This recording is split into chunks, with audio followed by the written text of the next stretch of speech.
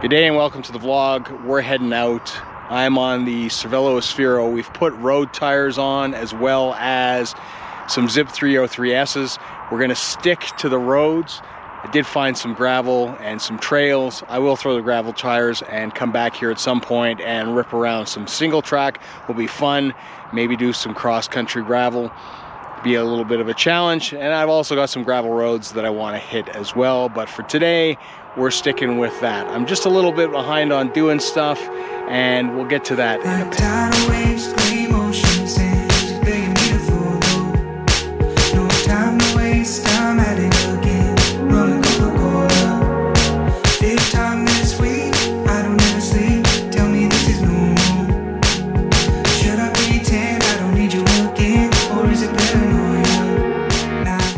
Awesome time for people with pollen allergies, for sure. It's like snow almost. But anyways, I'm going to test out the podcast setup. A little bit of a unique thing, a moving podcast. Going to test this out, see what you guys think, and see if you want us to roll forward with episodes that would be separate from the vlogs and everything else. Have a co-host, and we'll go from there. So ultimately, this is the setup for the podcast. We would have two of these 360 cameras set up, one with each person that is on the podcast on the front of the bike. So naturally you can take a look around, see what's going on. So like today, we're down at Sue Higgins Dog Park, rolling towards downtown. You can see it's a beautiful day, lots of people out walking their dogs. Great day on the paths. Now, ultimately, the question is whether the sound quality is good enough. Now, typically I would hide the transceivers a little better. You can see that I'm using a wireless mic close to my mouth. That way to get the best audio quality. It has a wind muff on it, so it's going to take out a little bit of that wind noise. So we're rolling at about a very leisurely 23 kilometers an hour. We're not working. You can see I'm not breathing heavy. My heart rate's about 99 beats per minute. So we're not working at all.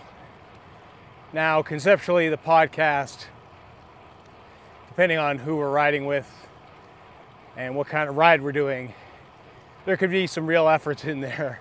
So you can see some interesting stuff. And that's kind of the cool thing, I think, with an idea like this, is that with a podcast that is rolling, that is moving, there's a lot of stuff going on.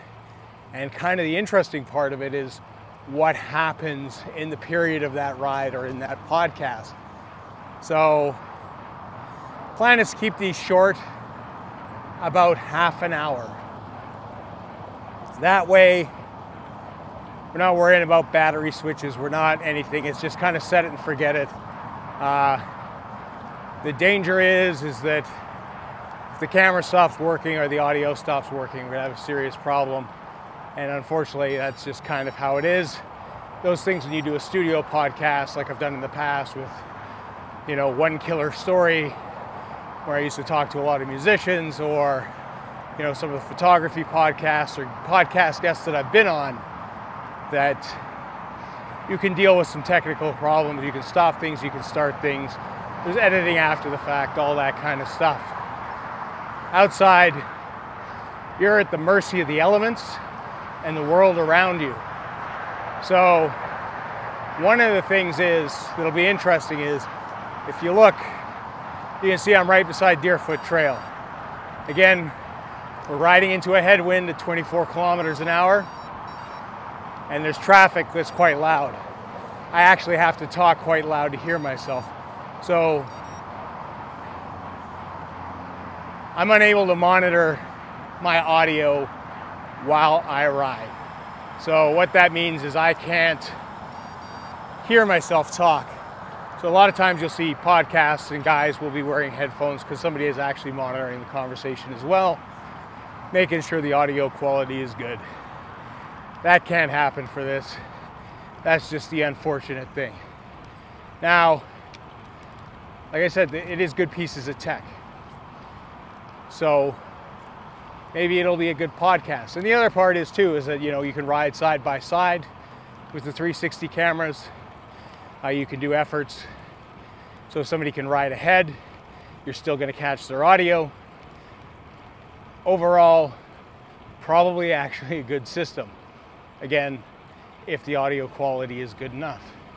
And the question is whether or not you want a podcast potentially on cycling in the city, you know, interviewing people.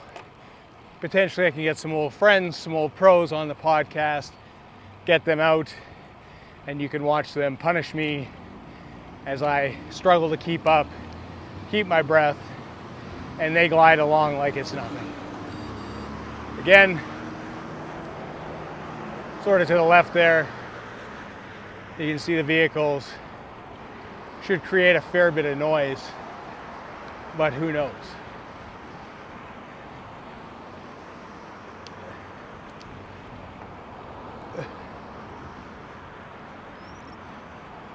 So at the end of the day, I think this is a unique perspective for cycling.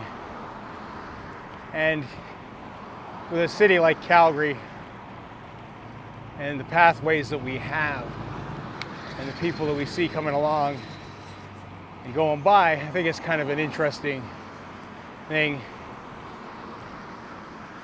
You know, sort of the sky's the limit and all that kind of good stuff. So I'm just going to talk about the channel for a bit. So I've been sort of reaching out and doing different stuff. If you haven't, I've been live streaming races. I will continue to do that, probably once a week. In the height of summer, might drop off because I prefer to ride outside, and I don't really want to sacrifice days indoors when it's great inside, when I know I got a long winter season of trainer ahead of me. Now that being said, one live stream, one vlog or tech unboxing, some shorts. So what we've done with the shorts is we've started doing the sticker drops there, just because when I do a vlog and I record, sometimes it is a week or so before anything kind of comes out. And what I don't want is basically stickers to be sitting out there for a month and a half before they even, you know, get released. So we're going to do that probably quicker in shorts. There might be some bigger stuff in the vlogs, but they'll be timed. And ultimately, at the end of the day, we'll do what works best. I do have some bigger things to give away on the channel. I do have some really nice cycling clothing. I have some gilets that are probably $150 to $180 that are in need to find homes. We've got some Lacole socks that we need to give away, some really nice cycling socks. And I think they're about 30 bucks a pair. And then of course, we're gonna continue to do the sticker drops. For those of you who saw the Soundpeat stuff, I did a review of the Soundpeat headphones. I am currently back on the shocks, of course. I kind of knew that was gonna happen with the earpiece. Again, those headphones sound great. They're comfortable, they work. I just like the shocks. I've been wearing them for so long. I forget I have them on half the time. It's a really good piece of kit. And the other part is too, and this is something we can discuss, is should you be cycling and listening to music, podcasts, whatever you do in your ear? Now, if you are on a pathway with lots of other people, it is good to kind of hear what's going on, especially if people are ringing bells and passing you.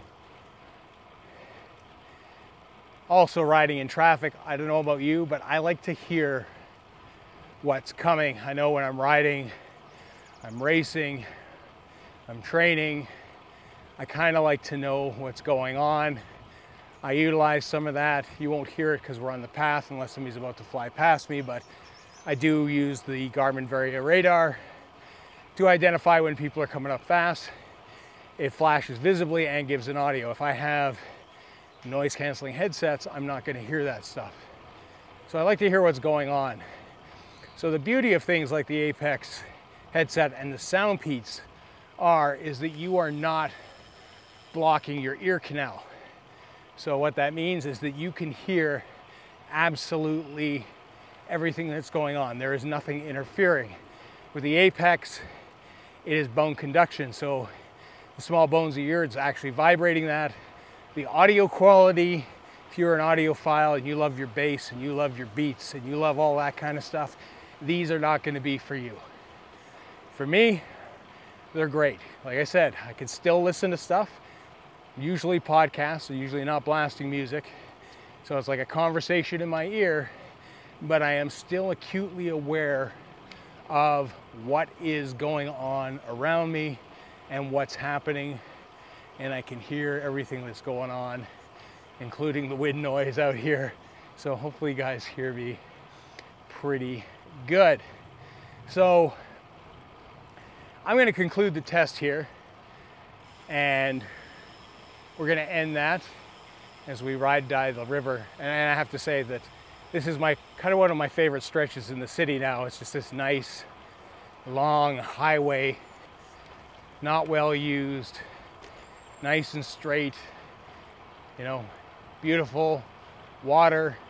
You get to see the pelicans every once in a while, a couple beaver dams, all that kind of stuff. Some beautiful wildlife along the river here, and you get to see it all as these guys fly by. But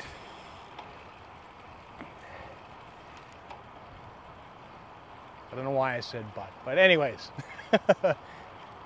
if you kind of enjoy this concept of having a conversation, if you want to see more of this, leave some comments, leave some topics that you want covered. If there are people that potentially you want to see on the podcast, be a guest, all that kind of stuff, we could probably look into that as well. But again, this will be a short season in that regards, because by the time this probably launches, we're going to not have a ton of riding time. There's also the possibility, like I said, of a studio podcast. It's easy enough to do. I've done it for years and years. I've had numerous shows, been on numerous shows, parts of numerous shows. It's a lot of fun, have the equipment, and that all stems from what you might not all know about me, is that my main business is concert photography, and that I've worked with a wide variety of people, taken a lot of shots of whole bands that you may or may not know. If you have a favorite band, I've probably worked with them at some point. But you know, I've had a pretty awesome career. You know, I've worked with bands such as The Offspring, The Tragically Hip, as well as Rush. You know, I have worked with guys like Slayer and Anthrax, metal. I've done a lot of metal shows, a lot of country shows. It's been a really great time. So I used to do a lot of music stuff, a lot of music interviews, all those kind of things. So all that equipment extends from that. So it's all radio grade quality stuff, and it can definitely be utilized for something different. And I always love that. When you go on the pathway, you get that nice little wave. People are so happy to just be out, spinning the wheels, having a good time, even though we're cruising around it. Like I said, we're going pretty slow, 23 kilometers an hour, which for me is, I'm just kind of like turning the pedals. It's not even an effort thing. And this will be interesting too. I'm gonna hold on one sec. I know I keep on saying we're gonna end things here, but we're not. We're gonna head the tunnel here, which is gonna have A, an interesting look, and B, a bit interesting sound, because it definitely echoes in here. And again, it'll just be interesting to see how the microphones deal with that in the real world as we do that. But that Peep God Cycle Club back there, and that is essentially it. So thanks for listening to this. a little bit of a ramble. And again, leave anything that you want in the comments down below. Let us know. And we can definitely take all those things into consideration. Wasting all day, chasing all night, you get me up alright. Where do we just go? remember, Where peep do God we for life, go? yo. How do we get I may be in the minority here, but I love graffiti. It's maybe because I used to paint murals once upon a time in my lifetime. But I think it adds a color and vibrancy to the city that's much needed.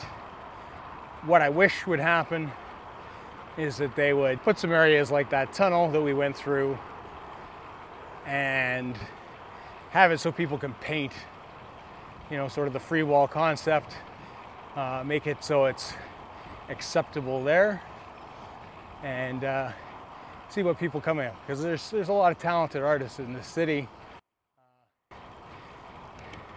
some more known than others, and some that have gone from sort of the street art profession to an actual professional working artist, which is cool.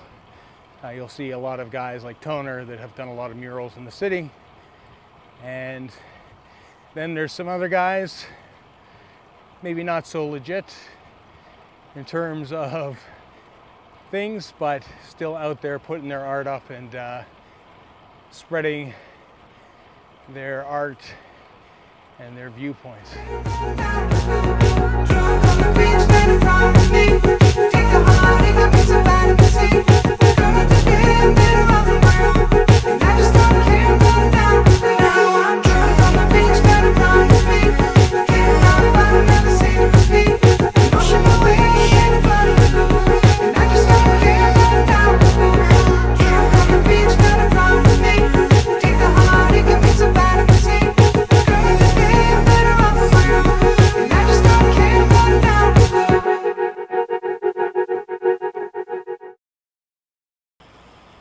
I really don't know what they're doing here.